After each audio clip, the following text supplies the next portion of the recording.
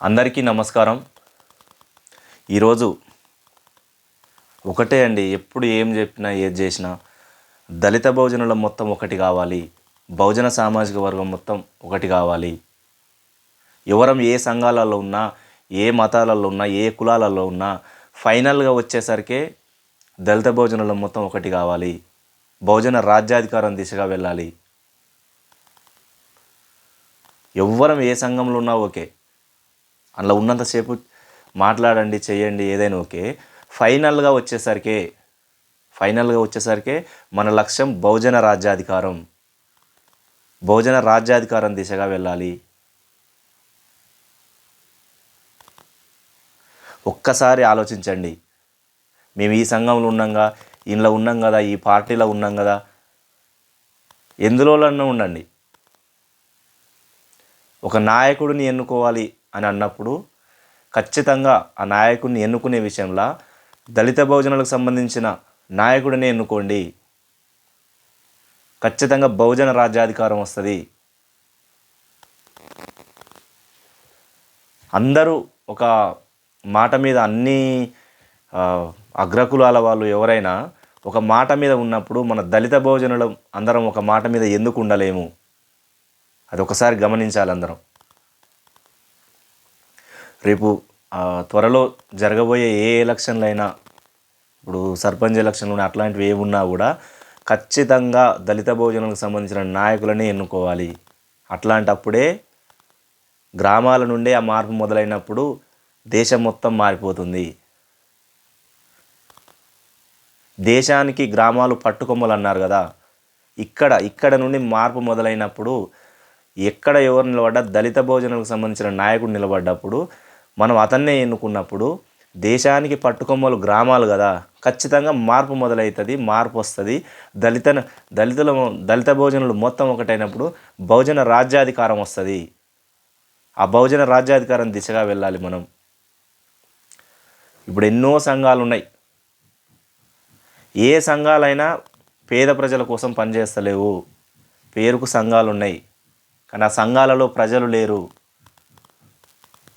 పేరుకే సంఘాలు ఉన్నాయి కానీ అందులో ప్రజలు లేరు.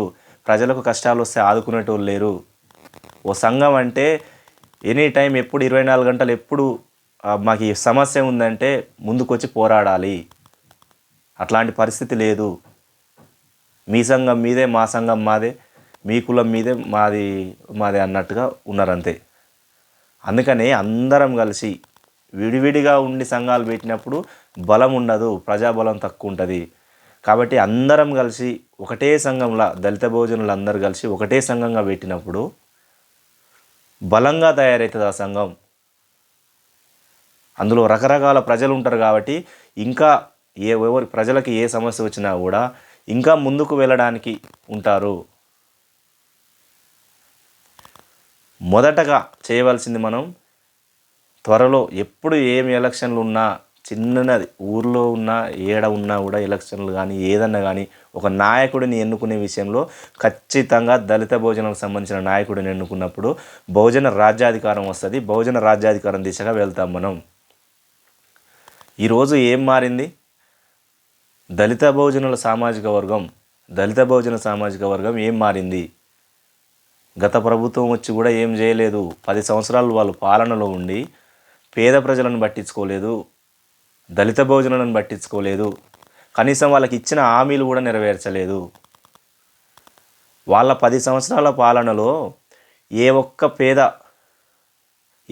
పేద వాళ్ళకు కూడా ఒక ఇల్లు కట్టియలేదు, పేదవాళ్ళకు ఒక రేషన్ కార్డు ఇవ్వలేదు.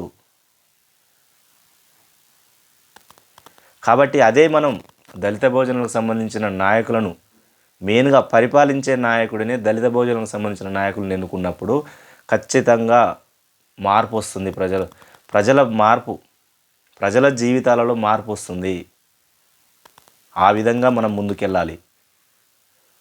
మీరు అనుకుంటుండొచ్చు, ఎంతోమంది చెప్పిరు, ఈయన కూడా చెప్తుండొచ్చి, నీకు ఏం తెలుసయ్యా అని నన్ను అనవచ్చు.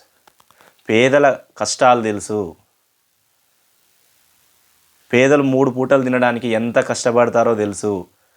రోడ్ల మీదకి పోతే రోడ్లు బాగలేక వాళ్ళు డ్రైవర్లు ఉంటారు. మామూలుగా రోడ్లు బాగుంటే ఏం చేస్తారు?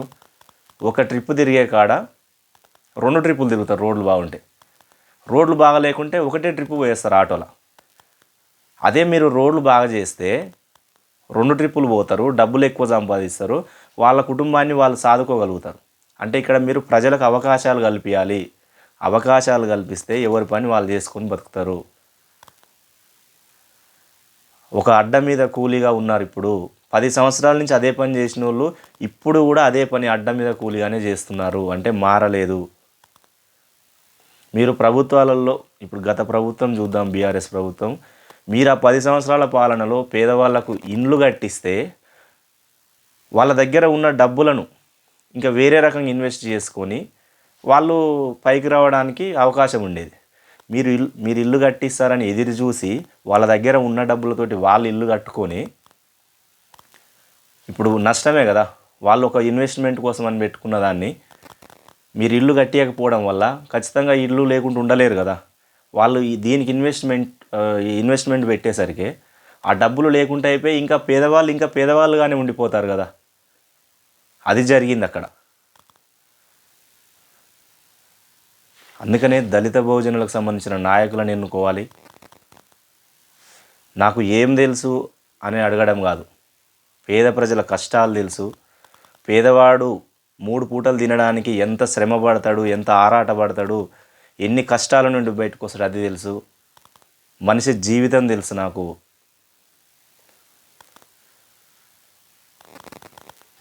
పాటల రూపంలో కూడా నేను ఎన్నో పాటలు, ప్రజల కష్టాలను పాటల రూపంలో కూడా తీసుకొచ్చాను. ఖచ్చితంగా ఇప్పటి నుండి దళిత భోజనంకు సంబంధించిన సమస్యల మీదనే మాట్లాడతాను నేను. మాతోటి ఎవరైనా కలిసి రావచ్చు, మా టీంలో ఎవరైనా ఉండొచ్చు. మనందరం ఒక టీమ్గా ఏర్పడి ఈ సమస్య మీద ముందుకెళ్దాం.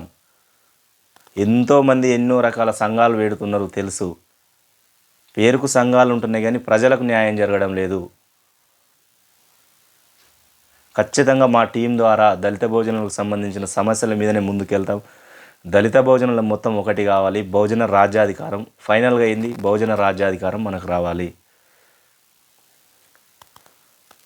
ప్రజలకు అవకాశాలు కల్పియండి. పేద ప్రజలకు ఎవరికైనా అవకాశాలు కల్పిస్తే ఆటోమేటిక్గా అవి ఉపయోగించుకొని ఎవరి పని వాళ్ళు చేసుకొని బతుకుతారు. అవకాశాలు లేవు, ఇచ్చిన హామీలు లేవు. గత ప్రభుత్వంలో బీఆర్ఎస్లో చాలా పేద ప్రజలు చాలా బాధలు పడ్డారు. దళిత భోజనాలు అందరం ఒక తాటి మీదకి రావాలి. ఖచ్చితంగా బహుజన రాజ్యాధికారం దిశగా వెళ్ళాలి. త్వరలో ఎవరు ఏ చిన్న ఎలక్షన్లు కానీ ఏదైనా కానీ దళిత భోజనాలకు సంబంధించిన నాయకుడిని ఖచ్చితంగా ఎన్నుకోవాలి. బహుజన రాజ్యాధికారం దిశగా వెళ్ళాలి. జై భీమ్.